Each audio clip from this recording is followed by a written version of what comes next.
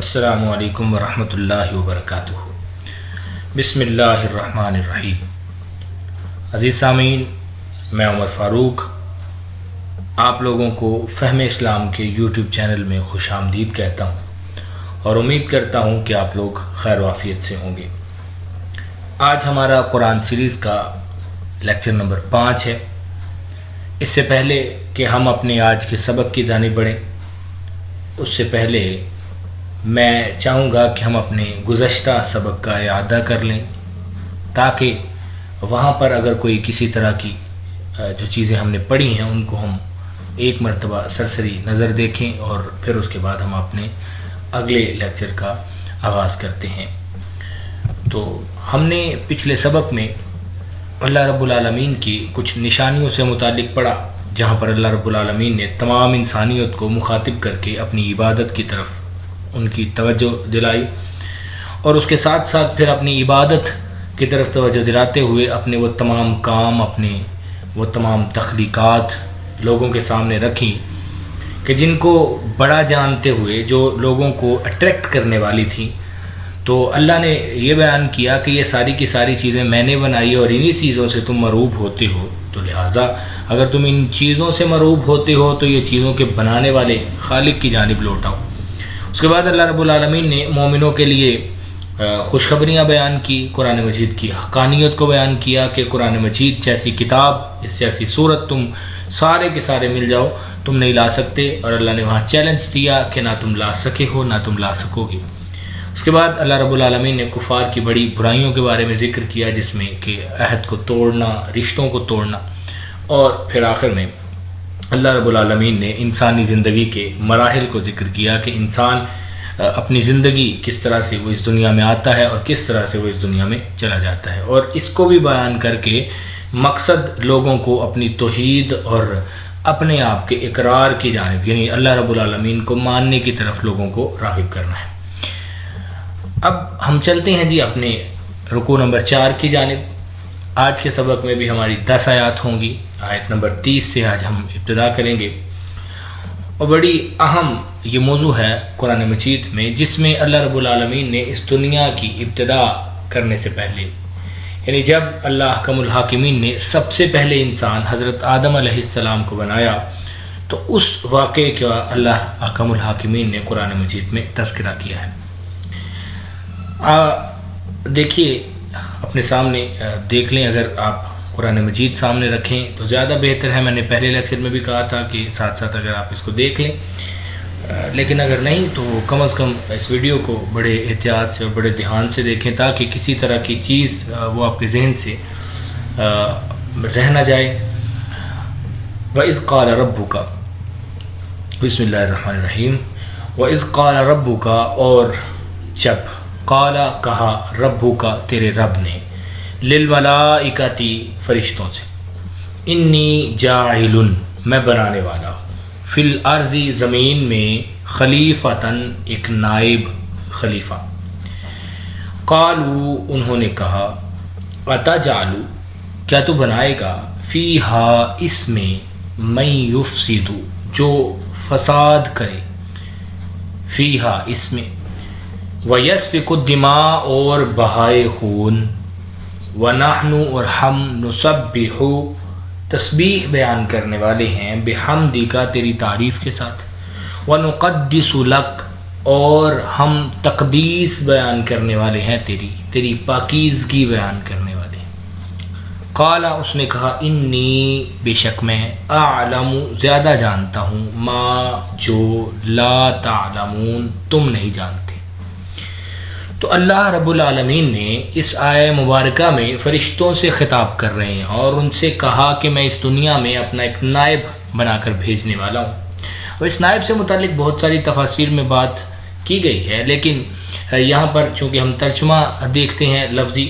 तो मैं सिर्फ इतनी सी बात करूँगा कि अल्लाह रब्बुल आलमीन ने इस दुनिया में लोगों को एक अपनी पहचान के लिए और इस दुनिया में एक यकीनन अल्लाह अहकमुल हाकिमीन ने लोगों की आजमाइश के लिए भेजना था। अब यहाँ पे एक चीज़ समझने वाली है, फ़रिश्ते अल्लाह की तस्बीह, अल्लाह की तहमीद बयान करते हैं, उसके पीछे बुनियादी वजह यह है कि उन्होंने अल्लाह रब्बुल आलमीन को देखा है اور یہی وجہ ہے کہ جب آدمی اس دنیا میں انسان اللہ رب العالمین کی تسبیح بیان کرتا ہے اور اس نے اللہ کو دیکھا نہیں ہوتا، تو پھر اللہ فرشتوں کے گروہوں میں بیٹھ کر اس آدمی کی اسی طرح سے اس کی بھی تعریف کرتا ہے، جس طرح اس طرح اللہ کے نبی صلی اللہ علیہ وسلم نے فرمایا کہ اللہ فرماتے ہیں کہ جس طرح اگر تم مجھے اکیلے میں یاد کرو تو میں تمہیں اکیلے میں یاد کرتا ہوں۔ تو میرا خیال ہے کہ یہ ایک آزمائش فتنوں بھرے اس دنیا میں بھیج کر پھر یہاں سے ان لوگوں کو نکالنا جس کا کہ تذکرہ آخر میں جا کے آگے آئے گا، اور وہاں پر ہم اس کی تھوڑی سی وضاحت بھی ضرور کریں گے۔ وَعَلَّمَ آدَمَ الْأَسْمَاءَ، اور سکھائے آدم کو الاسماء نام، کلہا سارے کے سارے، ثم عرضہم پھر اس نے پیش کیے، ہم ان پر، علی الملائکۃ ان چیزوں کو، علی الملائکۃ فرشتوں پر، یعنی جن چیزوں کے نام اللہ نے سکھائے وہ چیزیں اللہ نے فرشتوں کے سامنے پیش کی۔ اچھا، کچھ یہاں پر بھی اختلاف ہمارے ہاں مفسرین کی بہت ساری تفاسیر ہیں، لیکن یہی میری بات ہے کہ ہم ان چھوٹی چھوٹی سی چیزوں کے اوپر بہت زیادہ اختلاف لے کر ان عوامی مسائل کے اوپر عوامی حلقوں میں بات نہ کریں۔ تو اللہ رب العالمین کی اب وہ جو بھی انداز ہوگا کہ وہ چیزیں پیش کر دی جائیں یا وہ چیزیں دکھا دی جائیں یا جو بھی، تو یہ اللہ حکم الحاکمین کی قدرت ہے۔ تو اللہ نے وہ چیزیں، ان چیزوں کو پیش کیا فرشتوں پر۔ فقال انبئونی، پس کہا انبئونی، مجھے خبر دو، مجھے بتاؤ، باسماء ہؤلاء، ان چیزوں کے نام، ان کنتم صادقین، ان اگر، کنتم تم ہو، صادقین سچے، اگر تو تم سچے ہو، تم سمجھتے ہو کہ یہ آدم، یہ اللہ بیس بنا رہے تھے، یعنی اللہ نے جب ان سے کہا کہ تمہیں اگر ان چیزوں کے نام پتہ ہیں تو تم مجھے بتا دو، تو اس سے ایک چیز سمجھ آتی ہے کہ اللہ حکم الحاکمین فرشتوں کے سامنے اس بات کو پیش کرنے کا مقصد یہ تھا کہ جس کو میں اس دنیا میں بھیج رہا ہوں اس کو میں نے تم سے زیادہ علم عطا کیا ہے، ٹھیک۔ قالو، انہوں نے کہا، سبحانک، تو پاک ہے، لا علم لنا، لا علم، نہیں ہے کوئی علم، لنا ہمارے لیے، الا مگر، ما علمتنا، جو تو نے ہمیں سکھایا ہے، انک، بے شک تو، انت العلیم الحکیم، تو ہی علم والا ہے، جاننے والا ہے، حکیم، حکمت والا ہے۔ تو پاک ہے، تیری بات بالکل درست تھی، ہم سے غلطی ہو گئی، ہم گناہ کر بیٹھے، غلطی کر بیٹھے، گناہ تو خیر فرشتوں سے سرزد نہیں ہوتا، اللہ رب العالمین نے فرمایا وہ معصوم ہے، لیکن یہاں پر پھر انہوں نے اپنی بات سے پیچھے ہٹے اور انہوں نے کہا کہ نہیں اللہ تو پاک ہے، تو بالکل درست فرما رہا تھا، تو زیادہ جاننے والا ہے۔ قال، اس نے کہا، یا آدم، اے آدم، اب اللہ رب العالمین آدم کی فضیلت فرشتوں کے سامنے رکھنے لگے اور اس کی بنیادی وجہ کیا ہے؟ علم۔ یا آدم، اے آدم، انبئہم، تو خبر دے ان کو، باسمائہم، ان چیزوں کے ناموں کی، ان کے ناموں کی تو خبر دے ان کو۔ فلما انبأہم، پس جب اس نے ان کو خبر دی، باسمائہم، ان کے ناموں کی، کن کے ناموں کی؟ ان چیزوں کے ناموں کی۔ قال،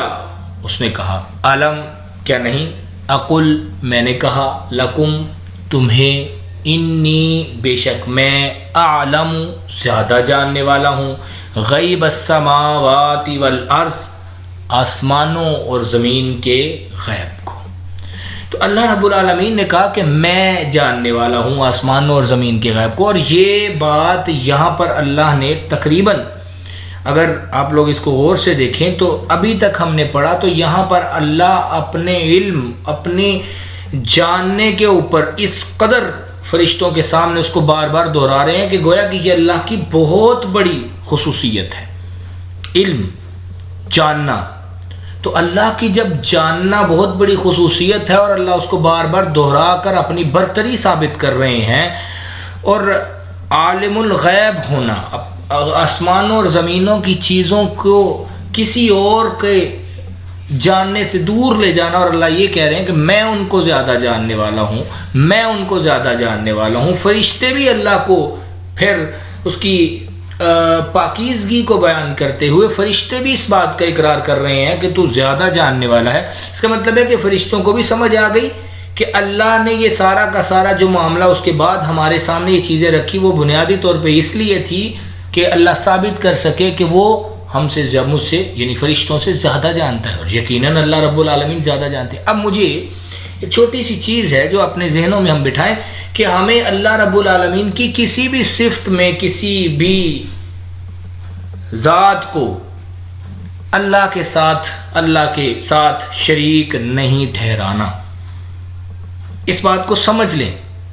یہ مسئلہ کسی فرقے کا نہیں ہے، یہ قرآن کی بنیادی دعوت ہے جو میں نے آپ لوگوں کے سامنے رکھی ہے۔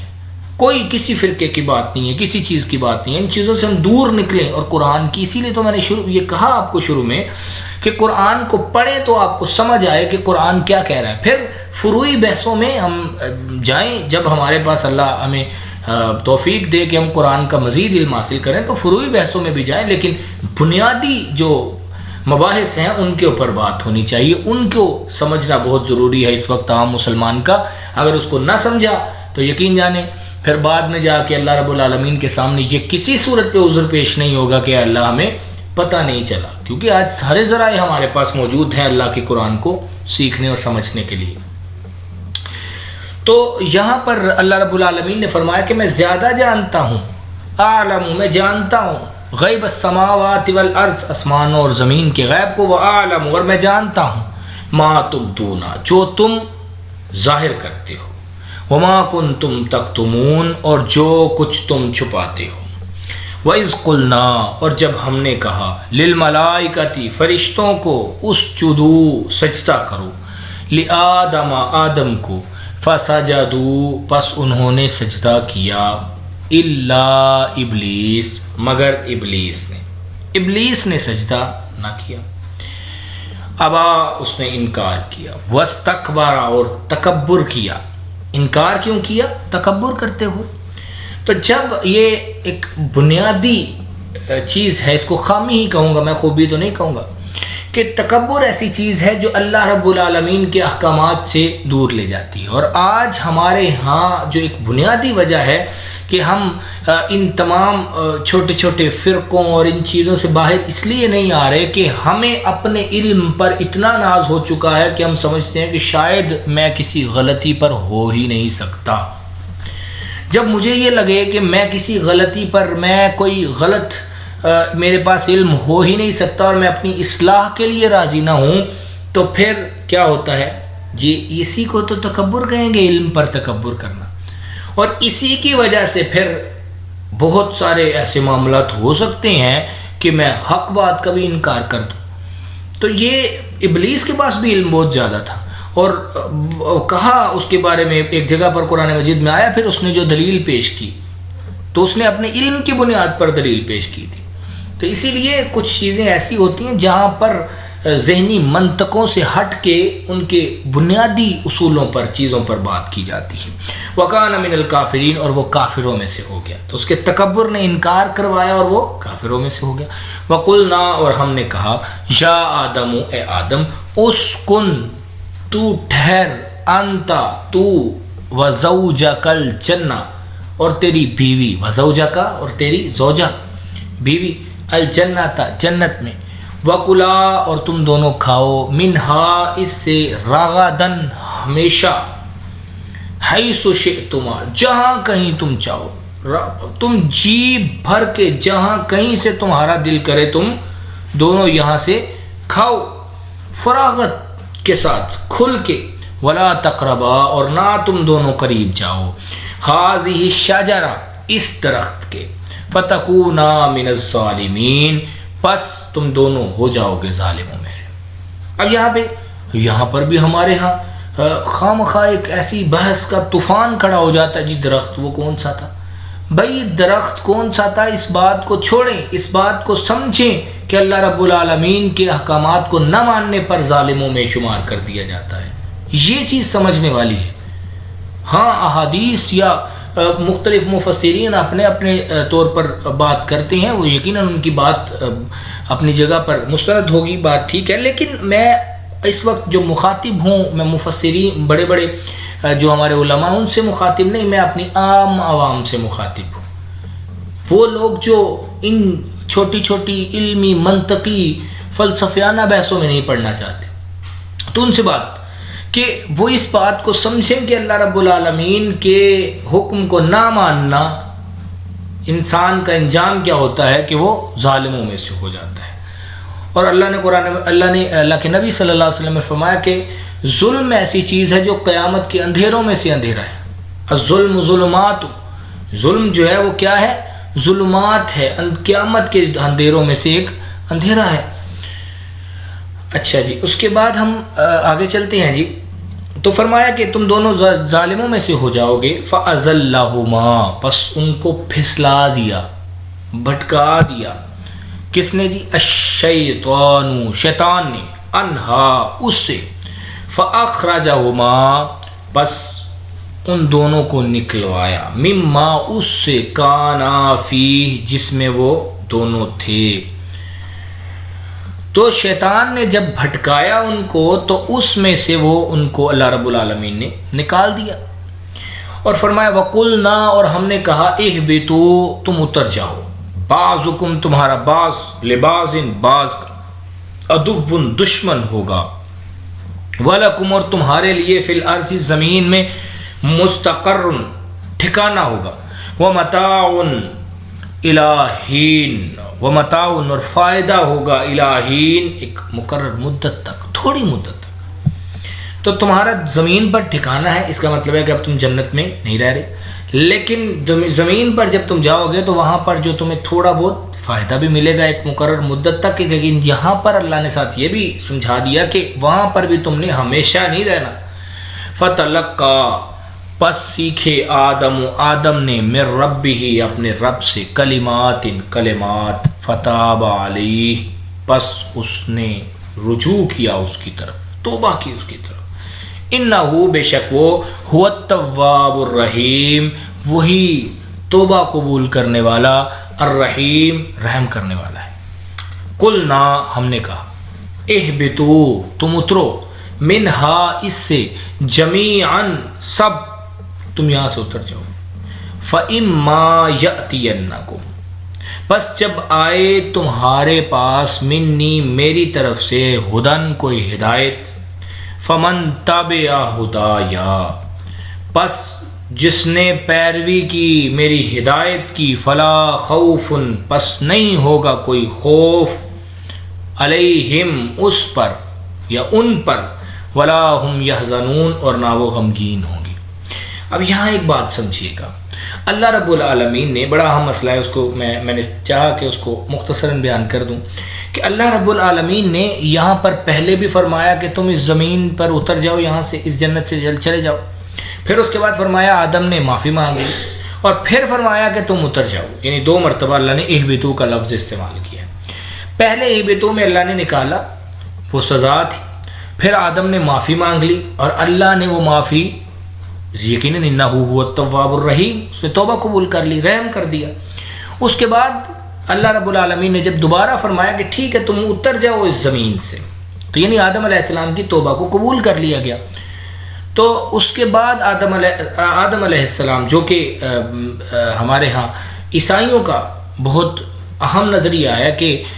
حضرت آدم علیہ السلام سے جو گناہ سرزد ہوا تھا، اسی کا کفارہ دینے کے لیے حضرت عیسیٰ علیہ السلام کو اللہ نے بھیجا تھا، اور پھر ان کو سولی پر نعوذ باللہ لٹکا کر پھر اللہ نے اس کا کفارہ جو ہے وہ ادا کروایا تھا، تاکہ آنے والی جو نسل انسانی ہے وہ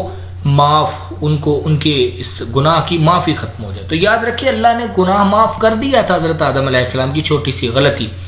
اور غلطی ہی صرف معاف نہیں کی تھی بلکہ نبوت بھی دی تھی۔ تو اس کے بعد اللہ رب العالمین نے دوبارہ جب کہا کہ یہاں سے اتر جاؤ، اس کا مطلب یہ تھا کہ اب یہ ساری کی ساری بنی آدم سے اللہ رب العالمین مخاطب ہے، کہ فرمایا کہ یہاں سے اتر جاؤ، اور جس نے، اب میرٹ کیا ہوگا؟ میرٹ یہ نہیں ہوگا کون کس کا بیٹا ہے، کون کس کا باپ ہے، کون کس کا چچا ہے، کون کس کا فلاں ہے۔ میرٹ یہ ہوگا کہ فمن تبع ہدایا، جس نے میری ہدایت کی، یعنی میری جو رہنمائی ہے اس کی پیروی کی، جو ہم نے اپنی طرف سے، اور اس رہنمائی کے بارے میں فرمایا نا، الف لام میم ذالک الکتاب لا ریب فیہ ھدی للمتقین، ہدایت ہے متقین، اسی ہدایت کو یہاں پر میں بیان کروں کہ اللہ رب العالمین نے فرمایا کہ میری ہدایت جب آئے گی اور جس نے اس ہدایت کو مان لیا تو کیا ہوگا؟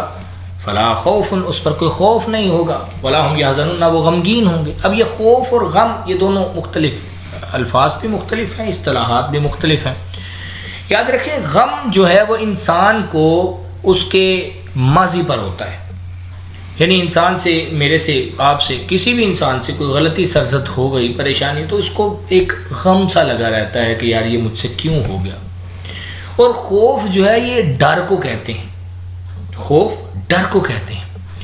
تو یہ ڈر جو ہے وہ انسان کو اپنے آنے والی چیزوں پہ لگا رہتا ہے کہ بھائی کہیں ایسا نہ ہو جائے، کہیں ایسا نہ ہو جائے۔ تو جب ان دونوں چیزوں سے اللہ رب العالمین نکال لیتے ہیں تو یہ انسان پر پھر ایک امن کی صورت جو ہے وہ بن جاتی ہے۔ تو یہ مومنین کو اللہ یہ سہولت دے گا قیامت کے دن کہ جب وہ ان کو پیش، پھر وہ سہولت سے کھڑے ہوں گے، غم بھی نہیں ہوگا، خوف بھی نہیں ہوگا، نہ ان کو یہ ہوگا ہم سے پیچھے کوئی غلطیاں ہوئی ہیں تو ہمارا پتہ نہیں، اور نہ پھر ان کو سوچ کر ان کو غم ہوگا، اور نہ ان کو سوچ کر ان کے انجام کا سوچ کر ان کو کوئی خوف ہوگا، ڈر ہوگا۔ والذین، اور وہ لوگ کفروا جنہوں نے کفر کیا، وکذبوا اور انہوں نے جھٹلایا، بآیاتنا ہماری آیات کو، اولئک اصحاب النار، وہی لوگ صاحب نار ہیں، یعنی آگ والے ہیں، ہم وہ فیہا اس میں خالدون، ہمیشہ رہنے والے۔ تو یہ آج ہم نے رکوع نمبر 4 پڑھا، الحمدللہ اللہ رب العالمین نے توفیق دی۔ تو اس میں جو آج کے سبق میں ہم نے چیزیں پڑھی اس کے اہم نکات کچھ یوں ہیں کہ ہم نے یہاں پر تخلیق آدم، حضرت آدم علیہ السلام کی تخلیق کا اور اس دنیا کی جو ابتدا ہے جس سے ہوئی ان کا واقعہ پڑھا۔ پھر اس کے بعد آدم علیہ السلام کے پھر جنت سے نکلنے کا واقعہ پڑھا، اور ایک جو اس پورے کے پورے واقعے میں جو اس کے تناظر میں اللہ رب العالمین نے چیز بیان کی ہے وہ ہے جی حضرت آدم علیہ السلام کو فرشتوں پر فضیلت کس بات کی دی تھی۔ فرشتوں پر فضیلت اللہ رب العالمین نے کس کی دی تھی؟ علم کی دی تھی۔ اب سمجھیے گا کون سے علم کی؟ اللہ رب العالمین نے اس علم کی فضیلت دی تھی جو اللہ نے خود سکھایا، یعنی اگر اللہ نے یہ یا سمجھیے گا وَعَلَّمَ آدَمَ الْأَسْمَاءَ، اللہ نے حضرت آدم علیہ السلام کو نام سکھائے تھے، ٹھیک؟ تو اس کا مطلب یہ ہوا کہ جس چیز کی تعلیم اللہ رب العالمین خود دے تو اس علم کی وجہ سے بنی آدم کو فرشتوں پر فضیلت ہوگی، اس علم کی وجہ سے۔ تو ہم بہت سارے علوم حاصل کرتے ہیں، لیکن علوم کا ایک کرائٹیریا یہ رکھنا چاہیے ہمیں کہ ہم ایسے علوم جو کہ مجھے بہت اچھا لگتا ہے، امام غزالی کو اگر ہم دیکھیں تو انہوں نے کہا کہ علم جو ہے وہ، یعنی انہوں نے علوم کو 2 حصوں میں تقسیم کیا، ایک علم محمود اور ایک علم مذموم۔ انہوں نے کہا کہ علم محمود وہ سارے کے سارے علوم ہیں جو انسانوں کے فوائد کے لیے اور ان کو اچھا سمجھا جاتا ہے، اور اس میں انہوں نے فرمایا کہ قرآن، حدیث، اس طرح کے علوم، اور یہ جتنے بھی علوم ہیں یعنی اس میں خوف خدا ہونا چاہیے، خوف الہی، اللہ رب العالمین کا ڈر ہونا چاہیے۔ تو وہ علوم یقیناً آپ جتنے بھی علوم دیکھ لیں جن میں اللہ رب العالمین کا ڈر ہوتا ہے وہ سارے کے سارے علوم جو ہیں وہ اچھے علوم جانے جاتے ہیں۔ تو حضرت آدم علیہ السلام کو اللہ رب العالمین نے جو فرشتوں پر فضیلت دی وہ اس کی بنیادی وجہ علم تھی۔ انشاءاللہ اللہ رب العالمین نے توفیق دی تو کل انشاءاللہ ہم دوبارہ اپنے نئے سبق کے ساتھ حاضر ہوں گے۔ تب تک اپنے لیے، میرے لیے، اپنے والدین، میرے والدین کے لیے دعا کریں کہ اللہ رب العالمین ان کا سایہ ہم پر تا دیر سلامت رکھے۔ اللہ رب العالمین ہم سب پر اپنی رحمتوں کے سائے نازل فرمائے، اور اس کے ساتھ ساتھ تمام انسانوں اور بالخصوص مسلمانوں کے لیے دعا کریں کہ اللہ رب العالمین مسلمانوں کو آزمائش کی گھڑی سے نکالے اور اپنی جتنے بھی فتنے ان پر نازل ہو رہے ہیں ان سے ان کو ایمان کے ساتھ ان کا مقابلہ کرنے کی توفیق عطا فرمائے، اور اللہ احکم الحاکمین ہمیں یوں ہی توفیق دے کہ ہم قرآن مجید کو سیکھنے اور سکھانے کے عمل سے منسلک رہیں۔ وآخر دعوانا ان الحمد للہ رب العالمین۔